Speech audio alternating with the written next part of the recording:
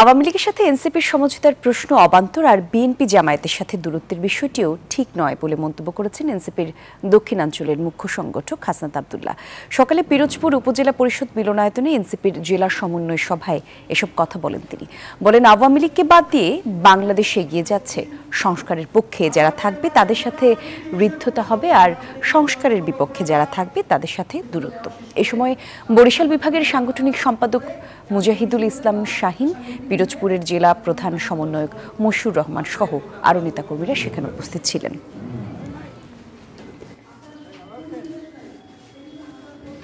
কোন নীতিমালার মধ্যে দিয়ে শাপলা অন্তর্ভুক্ত করা হয় নাই তারা কিন্তু স্পষ্ট করে নাই। আবার কোন নীতিমালার মধ্য দিয়ে বেগুনকে অন্তর্ভুক্ত করা হয়েছে তারা সেটাও স্পষ্ট করে নাই। আবার গতকাল দেখলাম যে আবার তারা শাপলা কলিকে অন্তর্ভুক্ত করছে। এটা আসলে কোন নীতিমালার ভিত্তিতে করছে সেটা স্পষ্ট না আমাদের কাছে।